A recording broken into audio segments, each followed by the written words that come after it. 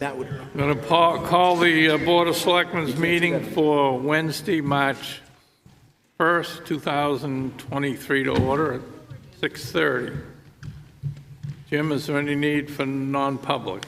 Mr. Chairman, we have two items, RSA 91A3, Roman numeral 2, lowercase b, employment, and lowercase c, reputation. Okay, we have no minutes to consider tonight. Public hearings, temporary event applications.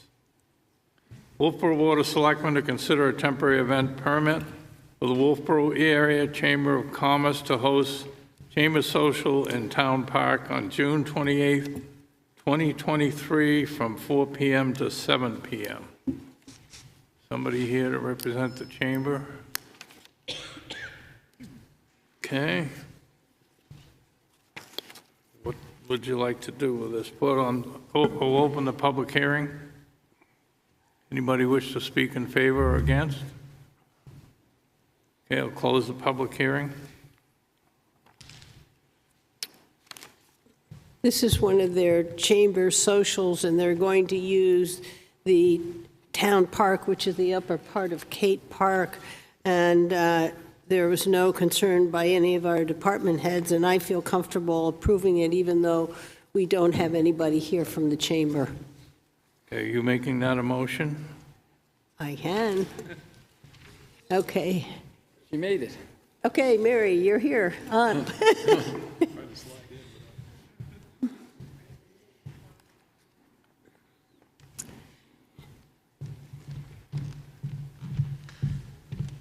Thank you. In all these years, I think this is the first time I've experienced this.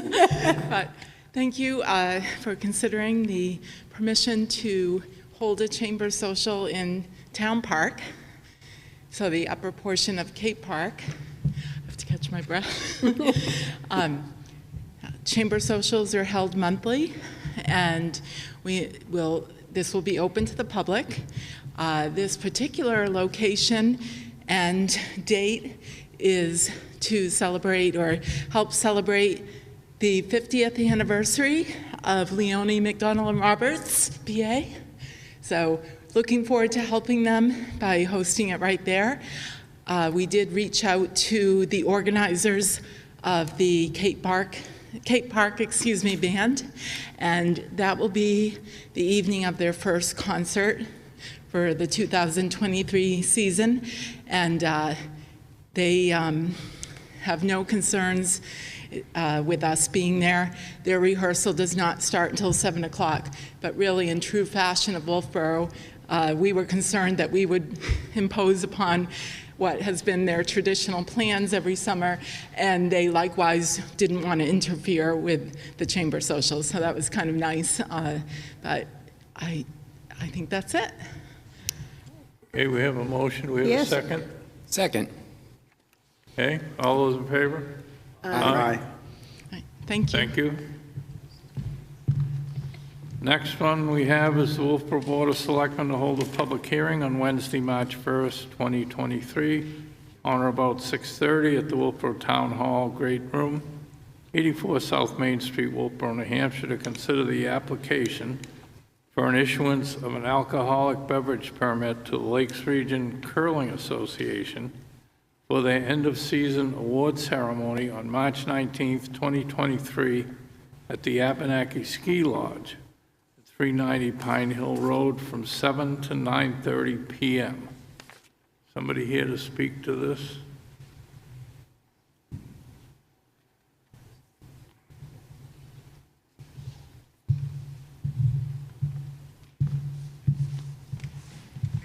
I'm Rich Massey. I'm on the Board of Directors, Lakes Region Curling. This event is something that, prior to COVID, was something we did twice a year at the end of our fall league and at the end of our winter league. We are only now feeling that we can return to it. In the past, these events were held at a local restaurant. It would happen at the end of the last matches of the season, as it would in this case. And it's an opportunity for us to recognize whatever team has won the league, acknowledge the contributions of people like board members leaving the board of directors, that kind of thing. As I say, in the past, we used to do this at local restaurants. In the time since we last did it, the restaurant scene in Wolfeboro has changed quite a bit, and it made more sense for us, in this case, to use Abenaki Lodge. In some ways, that's useful because we have had conversations with Parks and Rec in the past about the possibility of, in the future, holding curling tournaments at Pop Whalen, now that the arena has been updated. And in order to do that, you need a place to host the teams from out of town. This will give us an opportunity to try out Pop Whalen for the logistics of it and see how it fits those purposes.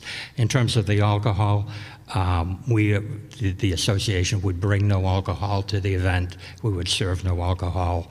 We would allow our members to bring beer and wine only.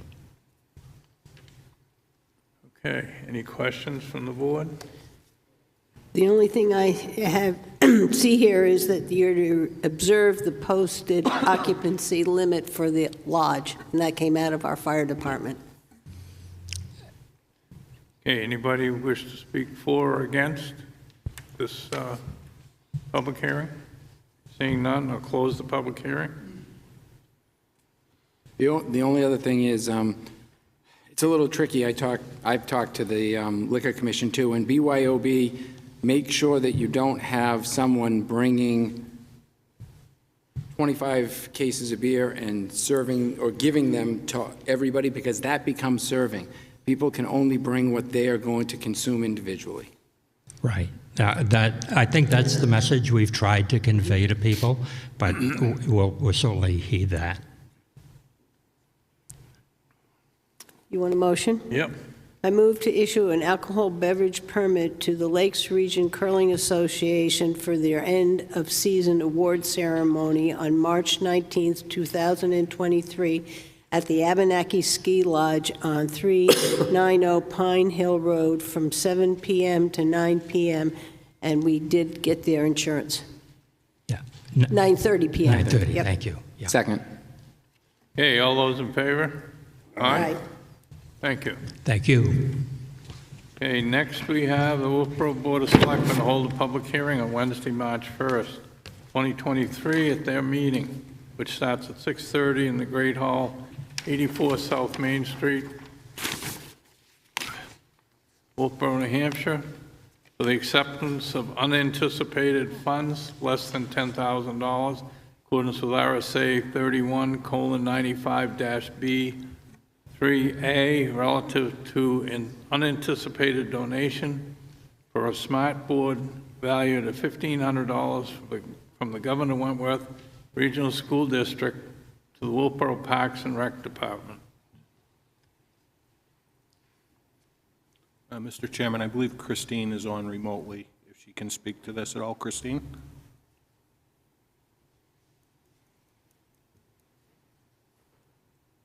So I'm thinking she's not able to connect. So it lays it out here. Parks and Rec has this board being donated to them graciously from the school district, and we're hopeful to be able to put this to use going forward.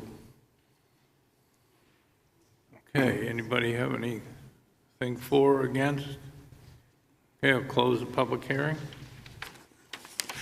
Move to accept a, oh, you got a question? Yeah, I have a question. I have a concern. I have no problem accepting it, but I would like to make sure that the town manager speaks with the Friends of Pop Whalen to make sure when they put up this board, it's not in one of the places that they had for their donor recognition, that we coordinate where this goes.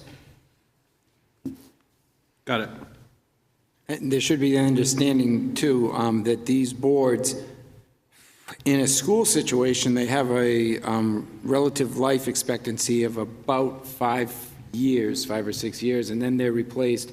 Or you can update them with software updates that cost money and stuff like this. So it might have a short, useful life there, depending on what she uses it for, but it's a gracious donation from the school nevertheless. Okay, anybody else wish to speak?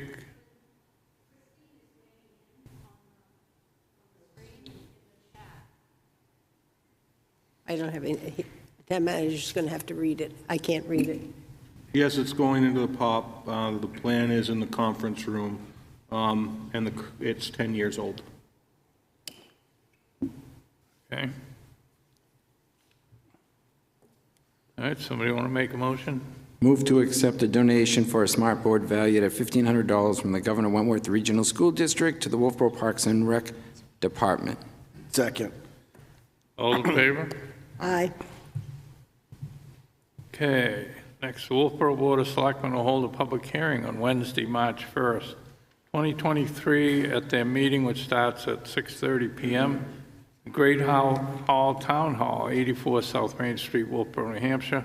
Acceptance of unanticipated funds less than $10,000 in accordance with RSA 31:95-B3A relative to an unanticipated donation for additional snowmaking equipment valued at $9,658 from the Friends of Abenaki for expanded snowmaking at Abenaki ski area located at 390 Pine Hill Road. Bill? Good evening. Bill Swafield for the Friends of Abenaki. As the winter unfolded in December and early January, it was apparent that we were having completely fickle, non-winter weather. And the Abenaki Outing Club and the folks who were the town employees who were making the snow came up with the idea that a couple of portable Viper guns, which are extremely movable and lightweight, would be a great benefit to make more snow in a shorter amount of time with these short windows of snowmaking temperatures. So we were able to procure 2 of these guns for $9,658. Unfortunately, we got the cart before the horse. The guns were brought up by HKD snowmakers before we even got an invoice or donated it to you folks. So you now have the invoice, and I'd like to give you the check to pay for it. Okay. Thank you, Bill.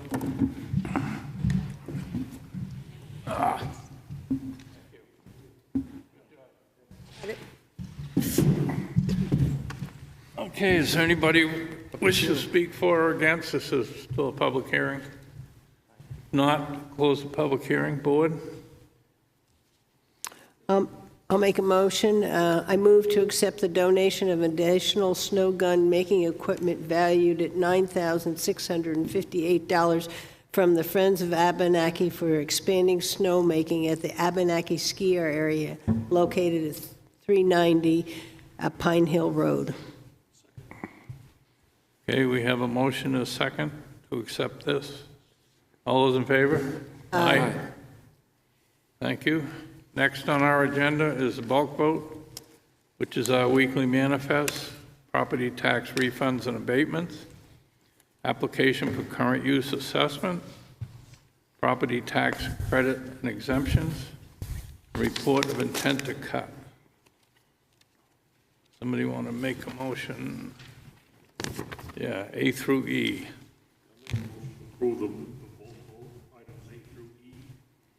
Second. Okay, all those in favor? Aye. Okay. No committee appointments, new business. Mr. Chairman, I'd like to ask you to ask the board whether we will allow public input sometime during this discussion. Okay. Somebody want to second that? Second. Okay, all those in favor? Aye.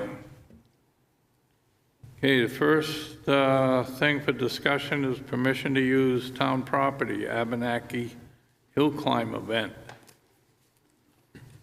So I believe you've received some of the information that you've requested. Gentleman is here this evening to speak on behalf of the program. Again, Christine's not in, but if she sends a message, I will let you know what she has to say. Patrick?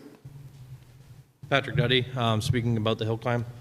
So I updated what we had for a spill plan, or that was kind of one of the things that we were tentative on. And the site map, you guys would like to see that. A fuel filling station was requested on how we were going to do that. I kept it as simple and easy as possible. And I know we're running into issues because the insurance got bumped to $5 million, and we've run into issues, and we're still waiting on that insurance policy at the moment. We're kind of running out of time, so we were thinking about stretching this until next winter. But I know there's a lot of talk in town, and I kind of just wanted to come up to see if we can, I guess, get all the questions answered and figure out what else is needed other than the insurance at this point to proceed. So I have a question. If there is snow, you race. Yes, If this is there- all depending on snow. Okay, so I don't if want to there- do any damage to the hill at all. All right, so if there's no snow, or if it's a muddy time, or if everything slushes up, do you cancel? It will be if there's no snow on the hill, it will be canceled. Okay. We wouldn't want to be destroying. Linda? Yeah, I got some information, and you wrote back, or the company wrote back, saying that you estimated that you'd have about 500 spectators, was the response that came back to us. And we ran an event there this past weekend. They had 170 cars. So if there are two people in a car, the maximum that it would hold was 340. So we've got a number of spectators and a capacity of that area. And I know that we end up getting a lot of parking out on the road, which we do not want. So I think that's going to be an issue for you, is the size. Okay. Christine and I spoke about possibly having a shuttle bus run from the NIC also to bring spectators over. If we push this out till next winter, I think we could come to an agreement on getting all that organized for you. I just think it's an awful lot large event for that space. That's where I'm coming from. Okay.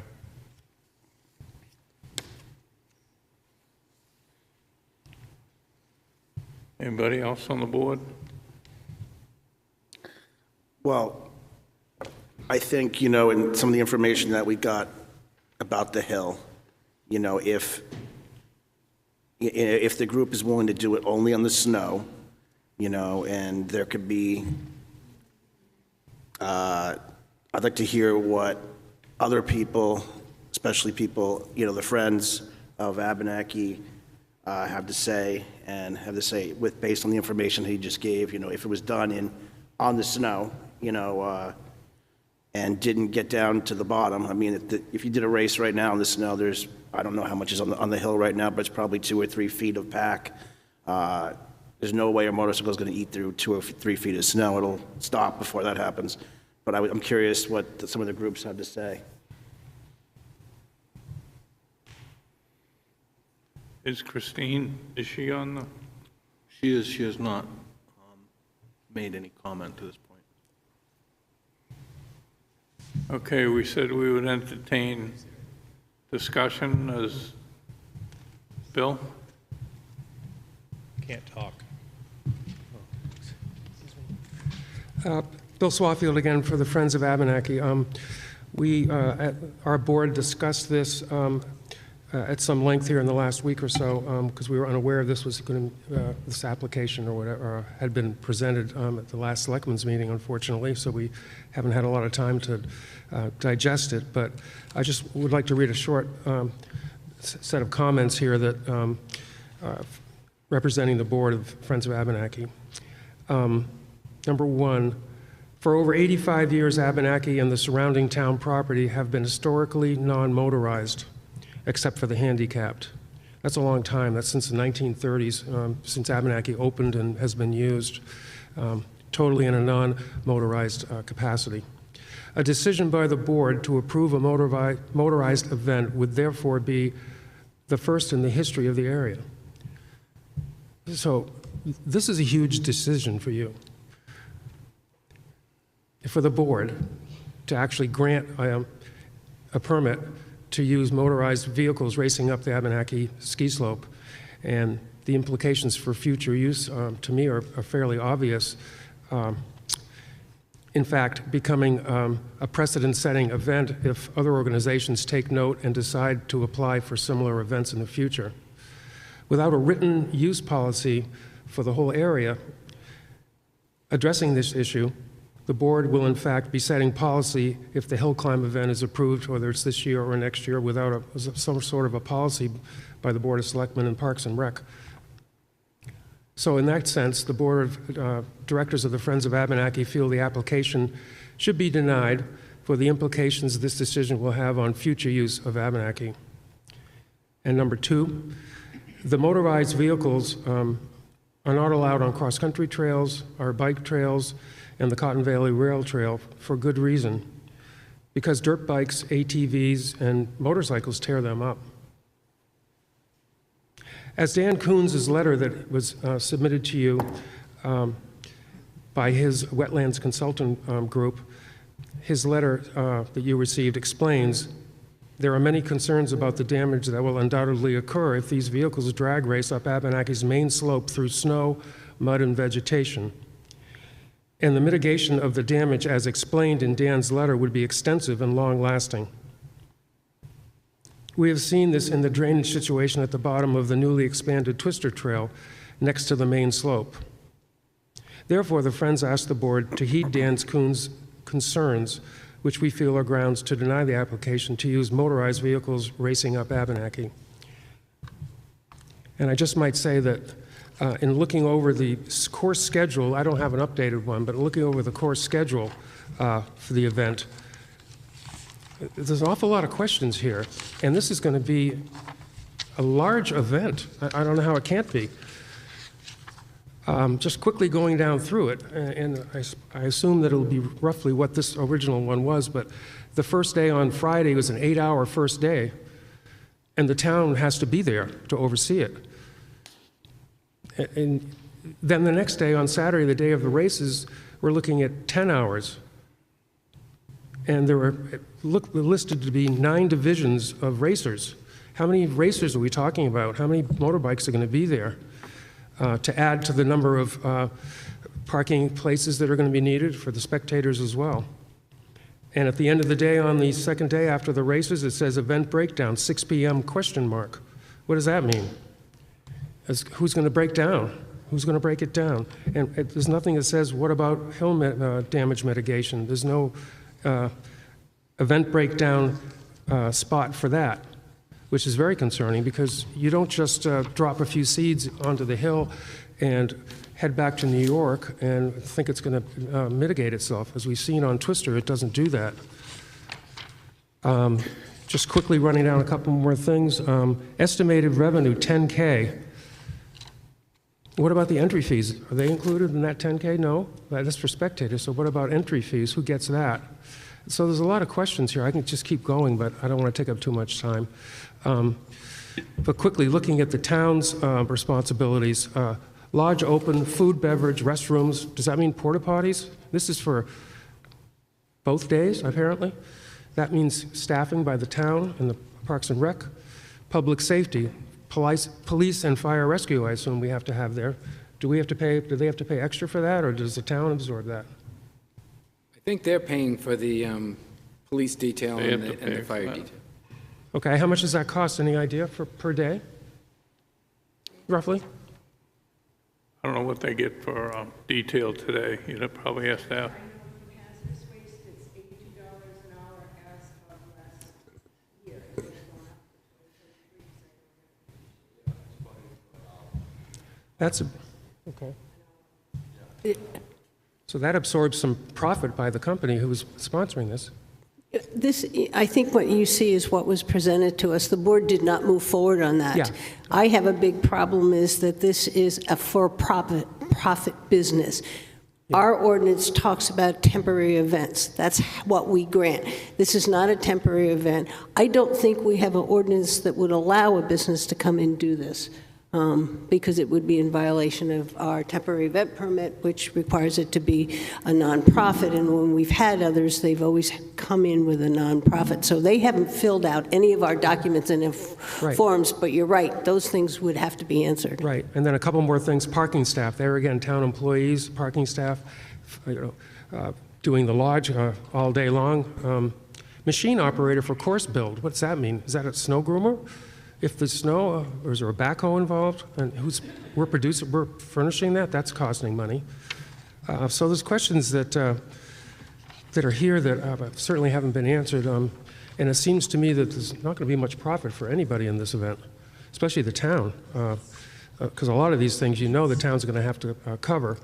And there's only so much money to go around here with what they're proposing. So I just have these are my personal concerns. I just wanted to run through, because when you read that, they pop right up in front of you. Thank you. And I agree with you about having a policy in place so we know what should be and shouldn't be allowed for motorized vehicles and what should be and shouldn't be allowed for environmental concerns.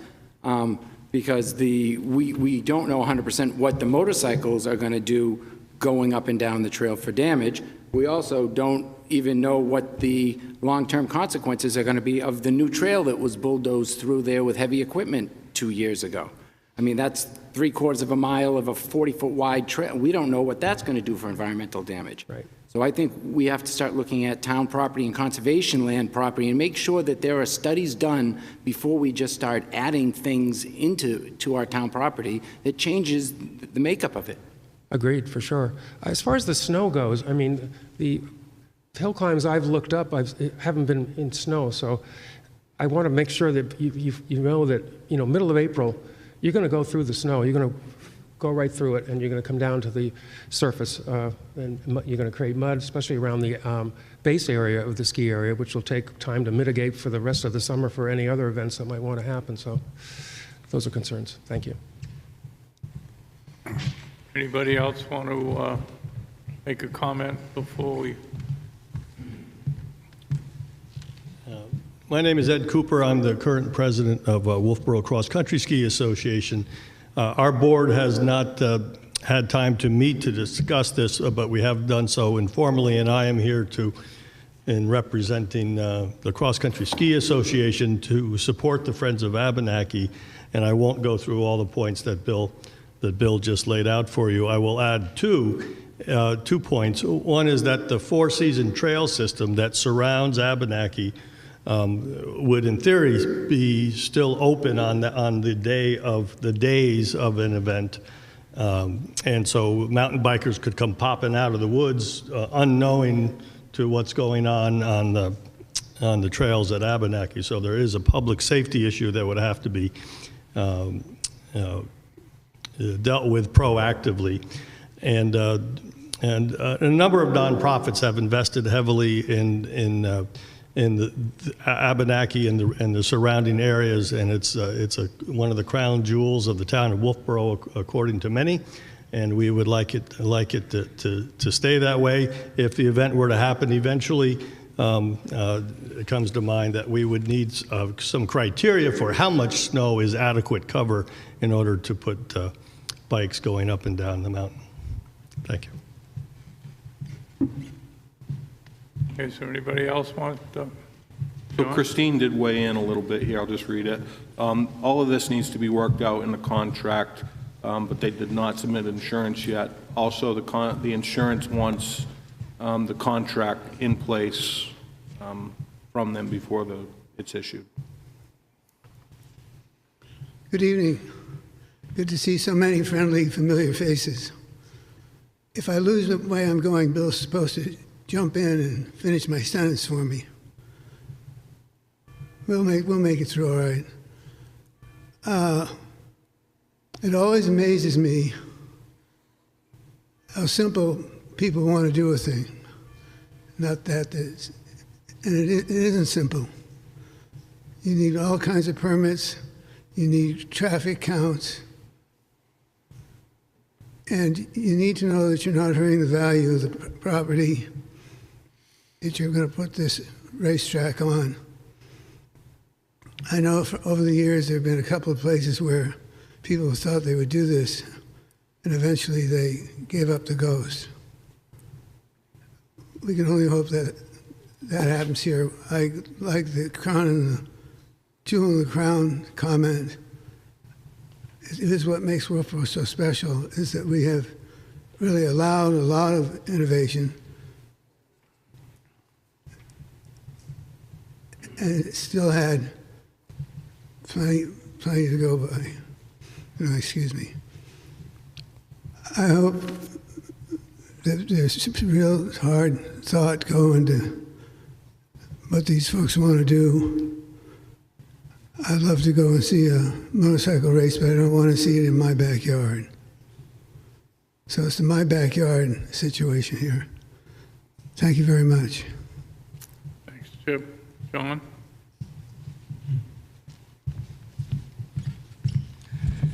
Thank you, Mr. Chairman. I'm not here representing anybody, just myself as a resident of Wolfeboro. I contacted Gunstock Ski Area today, and I spoke to the Operations Facilities Director, which is Patrick McGonigal, and I talked to him about the hill climb that they have. They don't allow the hill climb on any part of the mountain except for the old 70-meter jump. They don't use that anymore. The problems that they have is keeping the participants while they're waiting around for the race to stay in the race area. They've been getting out and riding around on some of the other trails. You get a lot of damage from the studded tires, have erosion issues, and they require that instead of just hay and grass be put down, that it's sprayed with the, what's that called? Hydroseed. Hydroseed, yeah, hydroseed the whole mountain or the whole area. I'd ask that you also, this Moto Jam Productions LLC, I did a little research, and I can't find any place where they're an LLC. So I'd ask that you require them to turn in their LLC documents for the state that they're a resident of. They seem to be associated with the Holiday Mountain Ski and Fun in Rock Hill, New York. They've had several races down there. I've tried contacting them. They're only open on the weekends. If you want to find out some information about the race themselves or what they do, you can look at the Moto Jam Productions LLC on Facebook. I would ask that if you approve this, that you require a bond, say $25,000 or $50,000. We spend a lot of money over there doing the arena over, the parking lot, the mountain, and I'd feel more comfortable having some money set aside if there was some damages before they left. I'd also request that you require no overnight camping and no alcoholic beverages by participants or the public that is coming there. But I personally would request that you not approve this, but in the event that you do, I would make a recommendation that you get those documents and those requirements to better serve the public. And if anyone has any questions, I'm here. Okay, thank you for your time. Sarah?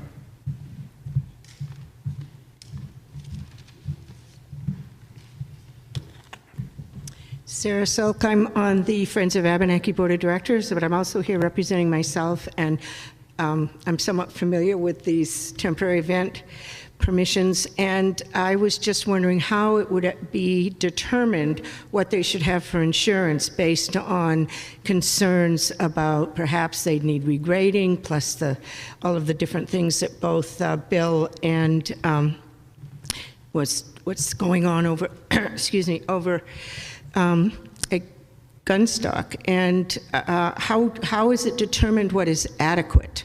Because we have no history here, because we don't know at this point exactly what remediation would be needed. And I don't know if at this point you can enlighten me as to how that amount would be determined, whether you let it be solely up to the insurance company, how you would determine if the insurance company was adequate, because it's sort of a really specialized damaging that might happen. I can answer that a little bit, Sarah. So our Director of Parks and Recreation reached out to our insurance provider about this, and essentially they've recommended a $5 million policy for this type of an event. So they've weighed it based on what the hazard associated with this type of event is, and that's what they've come back with a recommendation on.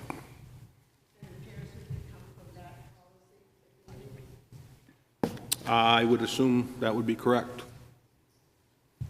Can I speak to a few things? Sure. I just want to reiterate that we're going to try and shoot for a snow hill climb. I spoke to the groomer like 3 weeks ago, and he says they got about 4.5 feet of base on the hill at the moment, and there's a pretty good ice layer underneath. We're really pushing for snow. If there's mud, if there's dirt, that's where this will be canceled event. I don't want to cause any damage to the hill. As for Gunstock, the hill climb at Gunstock, I've raced that for the last 4 years now, and that's a 72-degree incline that's raced in the summer in the dirt with bikes with paddle tires. They're not racing on the snow. They're actually, it's the way that hill is designed is to be as steep as it is. You are digging into the ground for everything you can get to make it up over the hill. With this event, we're pushing for a snow hill climb in the snow with minimal to no damage being what we're pushing for. It's a race for everybody to come out, have a good time. It's fun. My daughter, who's 6, races it. I have a studded up dirt bike for her. It's a good time for the family, for everybody to come out and just have a good time. It's no real awards. We're just having fun. Okay, anybody else want to make any comments?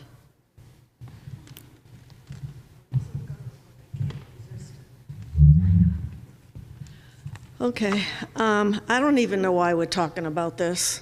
It seems like there just should never be any motorized vehicles up on that hill, other than handicapped. And I think it's this coming to this point. We've listened all summer long about the different issues about different bike trails and this and that, and we don't have any kind of ordinance that regulates what the functions could be there, and I think maybe it's time that it's come to the forefront now. Maybe the selectmen need to get together with the powers that be and figure out some kind of an ordinance. But, you know, this is reminiscent to me of, and I know Linda will remember this, Poor Farm Hill. Mm-hmm. We were ready to sell the town out to put a tower up there for pennies on the dollar. It took a lot of citizens with a lot of effort to kill that warrant article. And I think that we got to realize that Abenaki in total is 25.60 acres. It is assessed and valued in this town as one of the, out of 9 of the highest valued town-owned properties. It comes in the middle at $1,668,000. It's a huge asset that shouldn't, the natural environment of that hill should not be destroyed by motorized vehicles, period. And I would request that the board not go any further with this. Don't leave any hopes on the table for this organization. We don't need the money. The Recreation Department is well funded. We just don't need the money for something like this. Okay. Anybody else wish to speak? Yes. Oh, sorry. So I just have one quick question, just looking at this from the recreation perspective. If this is going to happen during enough snow on the hill, wouldn't our children still be skiing on that hill? So if this happens at a time of year when our children should be skiing, what's that going to do to the snow on the hill? I can imagine if you go over it with tires, the snow's going to melt, turn to ice. We're essentially taking away an opportunity that our children are on that hill, utilizing that hill that a lot of citizens here spend a lot of money. You just got a $9,000 check for that hill, and now we're going to have a private company come in and take away our children's opportunities.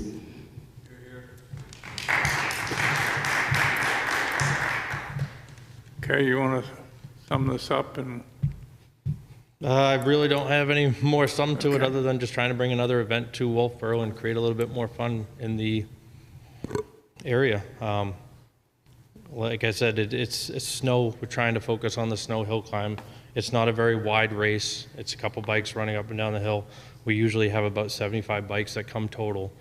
These motorcycles and dirt bikes, they all come with, when they tip over in the snow, I know it was a concern, they have reversal valves on the fuel. They're only half a gallon to a gallon of fuel in each one.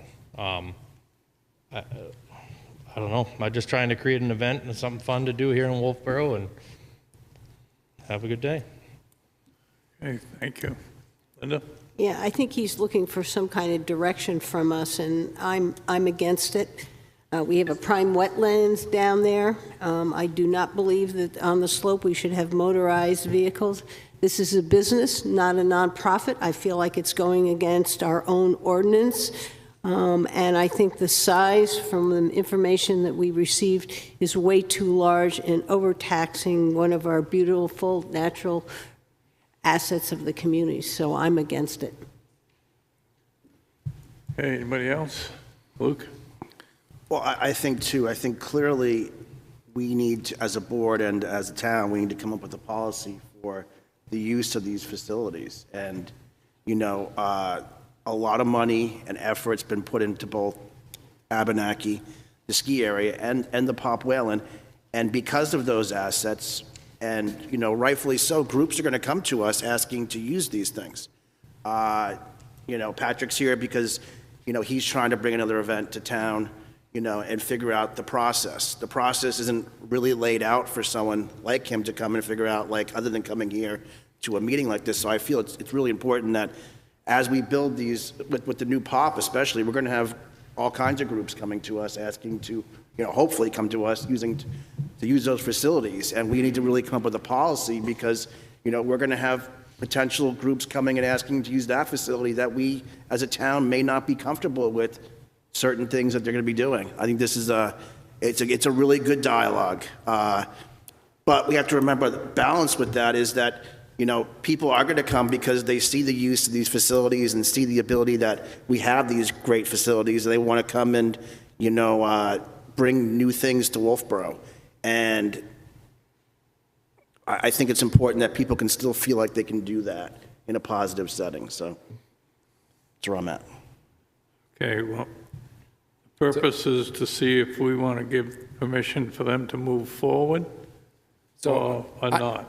I'm not against motorcycle racing. I had a dirt bike from the time I was 6 years old, but my personal opinion is I don't think that our hill is the right venue. It's too small. The parking lot's too small. I wish that some way we could help them find another location, even a privately owned location in town where they could do this. But I would say just based, well, we have the second oldest continually operating ski mountain in the United States. Did you know that? It's either first or second. And it's small. Anybody who's skied there knows it's small. There really isn't enough room for a venue of that size. Not that I like motorcycles. Like I said, I've been riding them since I was 6 years old. But I just think that this is not the location. So I would make a motion that we, until further policy has been written that allows motorized vehicles to operate on Abenaki, that we end this discussion. For a second. I think we still have some discussion. I don't think Brad's read and you haven't, and that we need to hear from everybody. I think the public wants to hear from everybody. Yeah, I think I agree with what the board's been saying here. Definitely need to sit down with our policies, how we determine between, you know, temporary event permits and for-profit type businesses coming in. We need to address that. And, you know, Abenaki too, I do agree. You know, we have a policy right now of no motorized vehicles up there and all stuff. And I think we should, you know, stay with that. I just want to throw this out for thought anyway. I remember back when the Lions Club was doing their winter carnivals, they sponsored motorcycle races out on the lake. They had ice races out there. Were very popular. They did it a couple of years off of Brewster Beach. They did it a couple of years off of Walden Beach out there on Lake Wentworth and stuff. So different type of event, I know, but it's also, you know, a different area to go to explore, you know, talk to your groups about and stuff, to see if that's an interest or not or something, and have discussions on that down the road. You know, take away the issue we have with the Abenaki thing anyway right now and stuff, so just want to put that out there for a thought, so. But I agree, I'm in favor of this going on up at Abenaki. At this point, there's too many questions out there, and that's kind of where I stand on it. Well, I'm not in favor of it either. I think for all the reasons that other board members have raised, and I'm not just going to repeat them all because you've heard them all, but I think that this is not the time. And I think, you're right, we need to ask Christine to sit down with us and discuss it as far as motorized vehicles is the big thing. So we have a motion, we have a second. Somebody want a second? Second. Okay, all those in favor?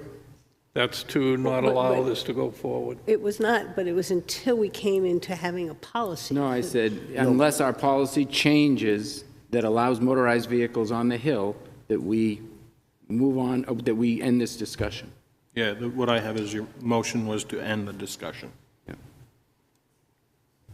Okay? I'm fine. All those in favor? Aye. Aye. Fine. Thank you. Thank you. Okay, next on the agenda is the Municipal Electric Department. RGGI rebate.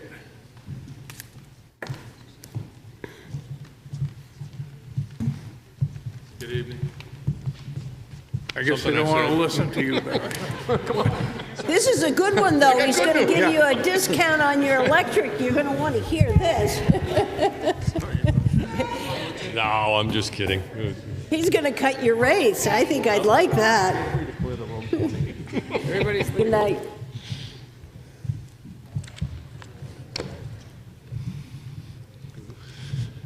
Okay. All right, stay here, sit. Okay, Barry. All right. Good evening. Barry Muccio, Director of Operations, Wolfeboro Electric.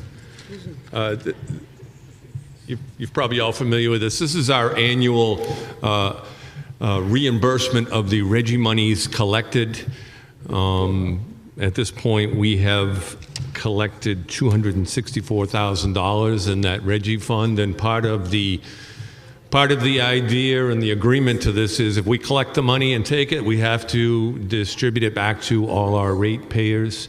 And I have established this year's plan to reimburse those ratepayers for the month of March, April, and May, and that will account for approximately 1.5 cent reduction in the rate for those 3 months.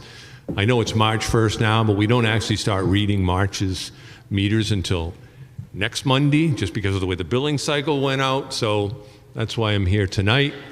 Just ask for your approval of that rate reduction. I've talked to Brenda LaPointe in the billing office, and we have this set up now that we can pretty easily accomplish this. So, wish your blessing. I'm not sure how it goes, a motion or what it takes, but It is a motion. It's a long one, too. Yeah. I can do it. You want to do it, Luke? You do it? We'll give it to Luke tonight. Go ahead, Luke. really hanging on a limb there, Luke. Yeah, thank you. Luke can bring on the real good news. Move to approve a rebate of 15 cent kilowatt hour based on the attached spreadsheet, which results in the drawdown of the accumulated balance, $264,230 in RGGI monies received. This rebate is proposed for a 3-month time frame and to commence for all meter accounts read during the month of March 2023 and continue through May of 2023. The impact of this rebate will result in a billing reduction of approximately $9 per month for the typical customer. Second. Okay, we have a motion and a second. Any more discussion? All those in favor? Aye. Right. Thanks. Thank you. Okay, discussion, Historical Society lease agreement. So we have a 99-year lease with the Historical Society for the properties at Kate Park. That is scheduled to expire on July 29th, 2026. We've been working with the Historical Society, Christine Collins from Parks and Rec, myself. We've been through the lease. We've worked with Jean through this and Louise. And basically one of the things that we need to hear from the Board of Selectmen is what would you like for a term on this lease going forward? Board of Selectmen by RSA are allowed to enter into a lease for up to 5 years. The existing lease was 99 years. We've done a couple of leases in recent history that are 10 years with a 10-year extension, automatic extension. Those have to go in front of the legislative body at town meeting. So we're here to get some guidance from you so that we can, if you can believe we're talking about it, bring it forward in the 2024 warrant for consideration by the voters. Gene's here to speak about anything you may have for questions, and we can try to answer anything you have as well. I'd like to just give you a little bit of background. At this point, there are about 5 different documents, different leases and different agreements that discuss how we work with the town to run the museum. They're hopelessly inadequate. The first couple, the Clark House, deeded to the town in 1916, and the first lease was 1927. No mention of water, electricity, they weren't in there. Certainly no telephone, no digital activity. Many of the leases don't even say who mows the lawn and who keeps the inside of the building clean or how the Historical Society operates them. Nevertheless, we've worked successfully with the town through tacit agreement for the last 96 years. The barn donated in 2018 gave us an opportunity now to request a new lease, which we did, that negates all the previous leases and brings us completely up to date to where we operate today, which is by tacit agreement. All the services are in the document you have in front of you. The thing that you don't have, inadvertently, Jim did not hand out the appendix to the leases. Louise, would you hand this out, please? There are 2 appendices. 2 pieces of paper. One documents who owns the articles that are inside the museum. There's a mixed ownership between the items donated to the Historical Society, the items owned by the town, basically the 4 large fire equipment, and 2 pieces of equipment that are owned by David and Christine Bowers. So they have to be our participant in any new lease. We've been working since 2018 with some delays because of change in the town manager and delays because of COVID. And we've now reached the point where we're pretty good with a complete lease, which reflects the way we've been operating for decades. There is nothing new in there. We're just documenting everything. We're documenting who mows the lawn, who provides electricity, who maintains the equipment. It's complete, and one lease will cover the grounds in all 4 buildings. One of the obvious questions was, or would be, does this cost the town anything to have a new lease? The answer is no.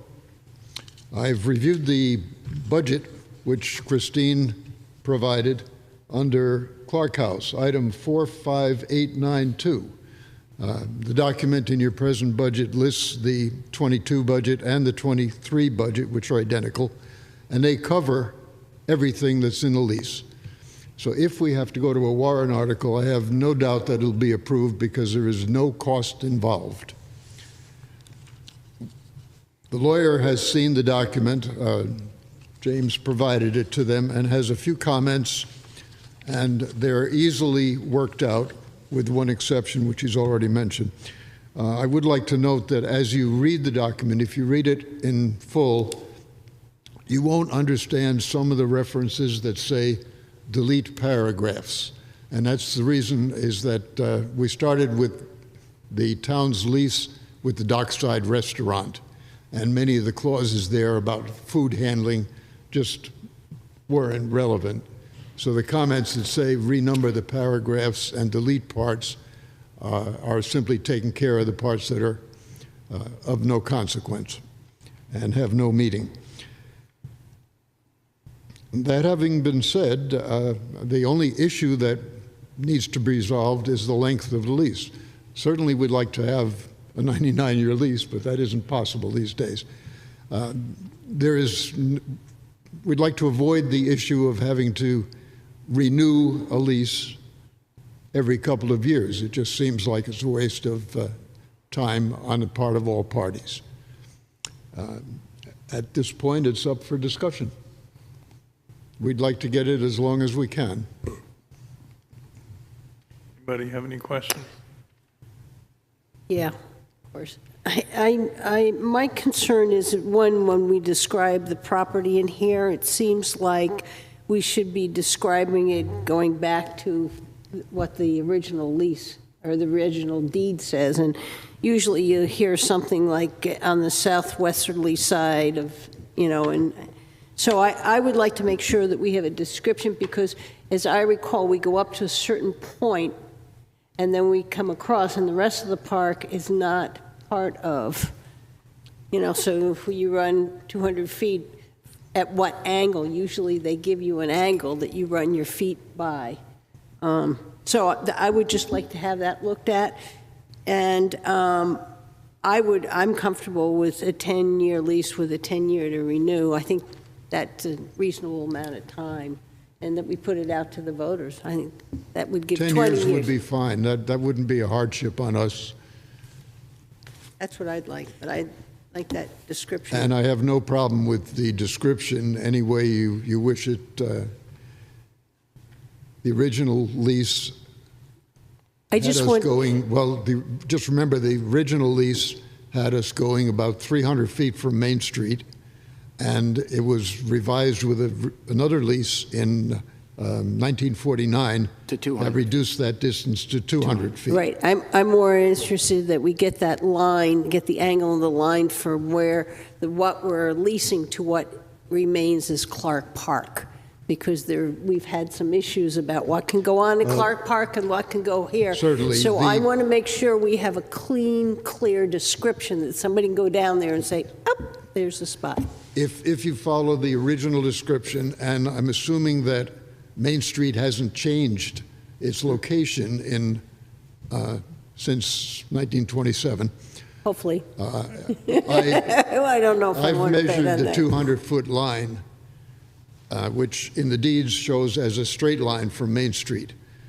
And it doesn't quite work as avoiding the controversial area of the park, because the controversial area has a curve in it. And the 200-feet line, while it's in the middle of the parking lot between the two Clark roads, it hits the boundaries, it hits the gardens that the garden club maintains on the sides. And then we need to make sure we understand that's, because when you don't, and you kind of say, well, it goes like that, and then you get somebody who wants something. So that's why I would like it defined anything better. that takes that away. For what we're talking about, it does kind of lay it out a little bit in item 1 on page 3 of the property. But I mean, if we're going to go into this 20-year agreement, I mean, it seems to make sense to get a surveyor out there to drop some pins so we can use those. So. That would be proper. Yes, I think that's exactly what we want. So I've got my marching orders on that. We'll get some pins dropped by a surveyor. We'll utilize those to help us delineate within the lease. No problem. That will take care of my concern. That would be fine. On the new lease, can we attach copies as reference of all the old leases behind? No, it would supersede them. That would be the legal way to do it. Okay. Since they're expiring anyway, Yeah. You don't want to get involved with the old ones. I was just thinking, because in our neighborhood, we have declaration documents that were done 37 years ago, and when we did new declaration documents, our attorney said we needed to keep the old declaration documents because those in situations would supersede the new declaration documents. But I guess a lease is a little bit different. Well, the old documents don't disappear from the records. They're maintained in the records. But it's worded to supersede them, because otherwise, every time we have a new board on our side or your side, questions are going to come up because there are discrepancies between the way we've been operating for the last few decades and some of the old documents. We've been operating by tacit approval. Okay, any other questions? So 10 years, 10 years. Yep. Yeah, I think that Drop makes some sense. pins, I think we and agree on that. 2024 warrant. Yep, Got it. And do I understand that that would require a warrant article? correct. Yep. Okay. We will flesh the thing out in the next few months. It shouldn't be any Okay. problem at all. Thank you. Thanks, Gene. Okay, other business. Committee reports. Brad? Yeah, last week we had a planning board meeting. I don't think, Yes, I was going Meeting to, was- yes, I was, yeah. Since our last meeting, It was after our meeting. I went back to my calendar to get that. Okay, the only thing I had was candidates night. There were a few of us there. Linda? Yes, I went to that New Hampshire DOT meeting on Route 28. I thought it was well-attended, and the people who were there got to look at most of them had 3 options that the state was looking at, and I thought it was a good turnout, and I guess they're going to have, Brad, was it the end of the summer? They were going to have another one? They were going to have something, I think, in the end of summer. I went to 2 library meetings. I joined Dave at Candidates Night. I've had a Friend of Pop Whalen meeting. And yesterday by Zoom, because of the weather, we had the initial meeting on the Wolfeboro Bay Watershed Management Plan to get kind of started on that. Luke? I had a Heritage Commission meeting. I also attended part of the candidates night. And tomorrow night, the Chamber is having a quarterly membership meeting, which is going to be here at 5 p.m. at Town Hall. It's sponsored by the Friends of Pop Whalen. And during that meeting, I will be presenting some of the warrant articles the Chamber has chosen to have me present. So if the board hasn't had enough information about warrant articles, you're certainly welcome to attend and watch me present them again, but it would be a great opportunity for members of the public to come out or watch it on Wolfeboro TV. And I had no meetings. Good. Town managers report. A couple of quick items. Had some correspondence with the police commission about holding a joint meeting with the board. They are proposing March 29th to have a meeting with you to discuss parking. Do you have a preferred time and/or location? Do you want to do it here? Do you want to see if the library is available? What would you like to do? Doesn't matter to me. What time? Library might be easier The library to might be hear. easier. Might To be what? easier for us to hear each other. Oh, hear each other. What? Huh? Did you say?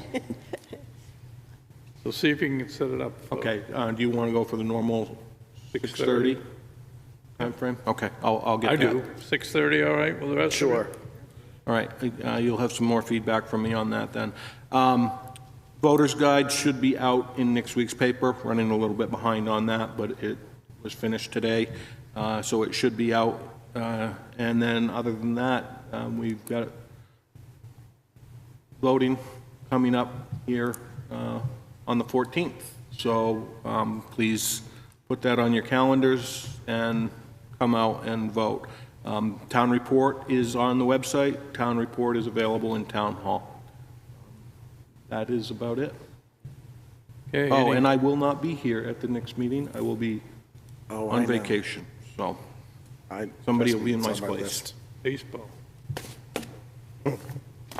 Maybe. All right, any That's on questions my from the list, too. press? Press is not on. Okay, I was told I was getting a letter. public input.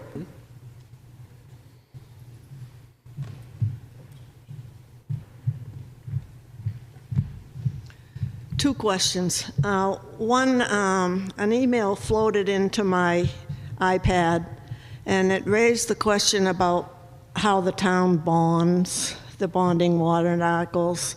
It's been my understanding, I could be incorrect, that's why I bring it up, but I believe that the finance department goes out early on this and has preliminary discussions with the bond bank as to what things that are needed, get your ducks in a row so that when an article passes, you're all set, ready to go out for bond. Is it some sort of a process like that?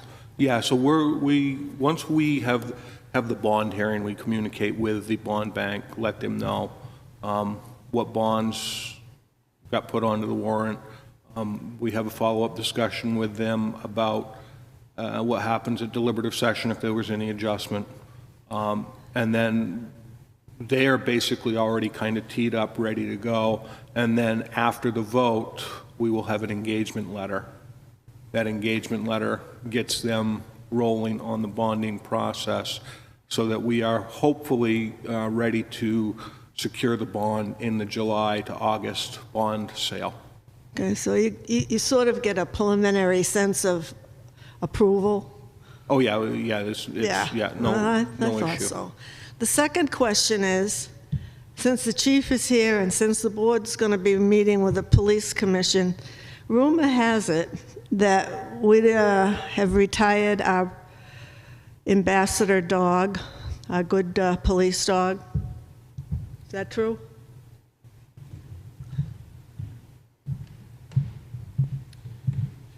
The police commission voted to end the K-9 program effective 1 March, which is today. So yes, that's true. The dog has been retired. The police commission felt that the dog had seen its useful life and they wanted to have the K-9 have a life beyond police service, and that they felt that the program was no longer returning the results that they were looking for. I am not going to get another K-9. I'm not saying that, 3 or 4 years down the road, if I see a need for a K-9, I'll discuss it with the police commission. But right now, I have no plans for another K-9. I think in that particular dog was a specialty dog that was very good at a small number of tasks. And that type of dog, in my opinion, is very good if you're in the DEA or if you're with ATF and you're looking for bombs and that type of thing. That dog has a very, very acute sense of smell, and it can do a limited number of tasks very well. Unfortunately, the Wolfeboro Police Department, we do general law enforcement, right? So we're doing a breadth of different tasks, and in my opinion, the proper K-9 for police operations such as ours would be a dog capable of general patrol activities. That dog is not capable of performing those functions. And so what we really need, I think, for a police department the size of Wolfeboro or larger, or an organization like the state police, for example, would be a K-9 that was capable of performing a vast array of tasks well, as opposed to 3 or 4 tasks very well, if that makes sense. And lastly, the dynamic for the kind of drug work that we were doing 5, 6 years ago has really changed. We're no longer doing that type of work because we have other agencies that have been able to pick up the slack, like the governor's drug task force. Okay. I'm going to make a motion to go into non-public session. The Second. RSA 91-A. Second. All those in favor? Aye. Yes? Yes. Yes. Thank you.